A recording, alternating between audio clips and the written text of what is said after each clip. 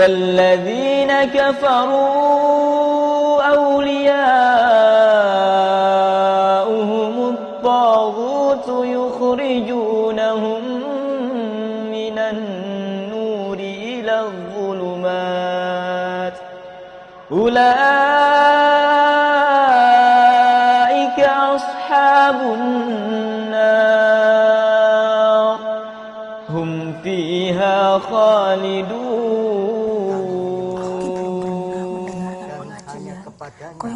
Kita semua meminta pertolongan. Setiap ayat Pak Kiai punya arti sing apik. Nyuwun sewu Pak Kiai. Menapa ingkang Kiai waos kala wau benar-benar arti dari surat Al-Fatihah? Kebenaran menika namung kagunganipun Gusti Allah ndoro ajeng. Saya sekedar menyampaikan apa yang saya ketahui. Menapa wonten Pak Kiai ayat Al-Qur'an yang menjelaskan tentang ilmu? Iqra bismi rabbikal ladzi khalaq. Bacalah atas nama Tuhanmu yang menciptakan. Itu ayat pertama kali yang turun di bumi, yang meminta Kanjeng Nabi Muhammad SAW untuk membaca.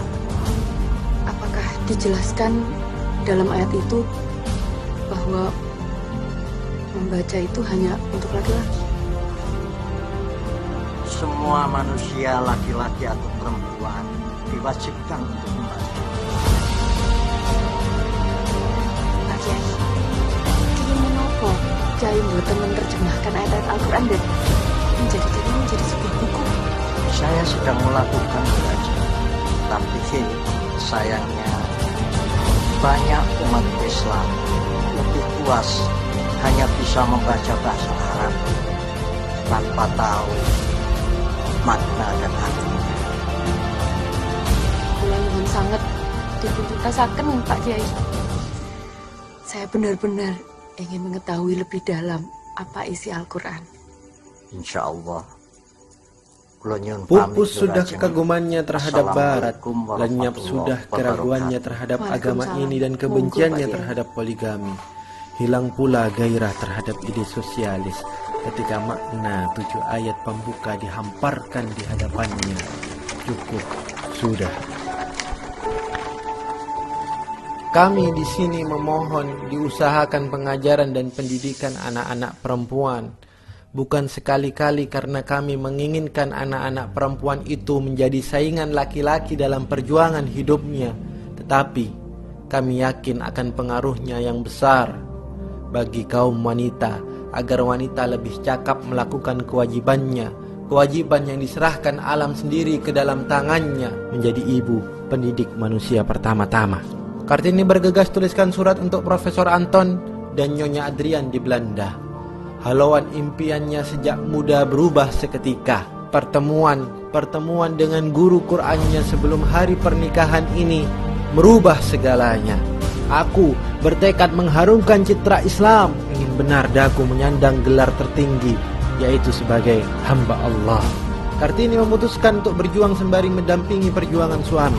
Makna emansipasi wanita telah terupgrade ulang di benaknya. Ini baginya adil tak sekedar sama rata, tetapi tepat letak dan porsinya sesuai amanah pencipta, zat yang paling mengerti apa yang dia cipta termasuk manusia. Emansipasi wanita baginya kini ketika wanita tampil sebagai sosok cerdas yang anggun mengemban amanah sebagai madrasah pertama bagi anak-anaknya dan pendamping setia bagi suaminya. Emansipasinya bukan rumah bagi LGBT, melainkan hati yang bersemayam Quran di dalam dadanya. Di bawah bimbingan Kiai Haji Soleh Darat, guru yang sama dari dua pemuda yang kini melegenda sebagai Kiai Haji Ahmad Dahlan dan Kiai Haji Hashim Ash'ari. Dari bimbingannya tercetus sebuah mantra bangsa, kalimat habis gelap terbitlah terang. Di pernikahan Kartini, Kiai Soleh Darat hadiahkan terjemah kata 13 juz Al-Quran. Kartini menyebutnya sebagai ini kado teristimewa yang tak akan pernah bisa dinilai manusia, melampaui semua nilai yang mampu dijamah manusia. Namun sayang terjemahan itu terhenti karena Kiai Soleh Darat wafat tak lama setelah itu. Namun kobaran spirit Qurani Kartini tak ingin berhenti di sini, maka ia mencari seorang pengganti untuk meraup ilmu ke Belanda.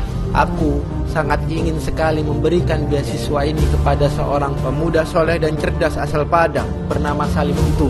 Kelak kita mengenal Salim ini dengan sebutan Kiai Haji Agus Salim, tokoh pelopor perjuangan di bidang pendidikan dengan nafas Islam.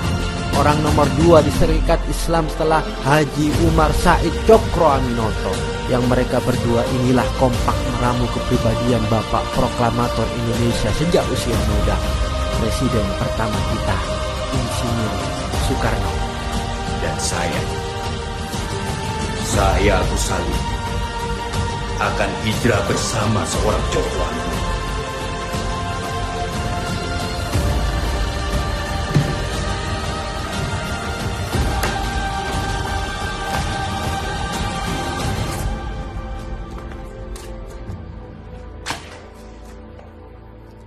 Hanya ada satu cara untuk berhijrah. Setinggi-tinggi ilmu, sepintar-pintar siasat, dan semurni murni tauhid. Dari Kiai Haji Soleh Darat, spirit Quran diwariskan kepada Kartini. Dari Kartini kepada Agus Salim. Dari Agus Salim kepada Soekarno. Dan dari Soekarno kepada bangsa ini. Tuhan kekal dan abadi. Tuhan satu. Dan kepercayaan kepada Tuhan yang satu inilah, tauhid inilah, yang menjadi api yang berkobar-kobar menyala-nyala di dalam Quran itu.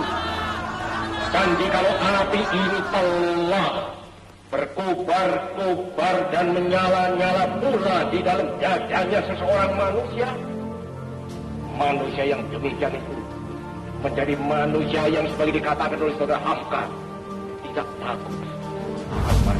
Cukup satu ayat dari Al-Baqarah ini, Kartini hadirkan perubahan besar. Sebagaimana cukup dengan kata Toha, Umar menjelma sebagai Al-Faruq. Pun Bilal dengan kata Ahad. Cukup dari satu kata Qul huwallahu ahad, perubahan besar terjadi. Tak usah kau tanya benci di mana hijab Kartini. Mungkin dia belum sempat mengerti atau tak tahu sama sekali. Yang perlu kau tahu, Kartini bukan seorang sekuler hedonis maupun sosialis feminis, bukan pula seorang lesbi yang pro LGBT, melainkan seorang muslimah sejati yang ketika ia mengetahui sang Nabi bersabda, "Balighu anni walau ayah," ia mengabdi sepenuh hati. Cukup dengan satu ayat Quran dan perubahan terjadi.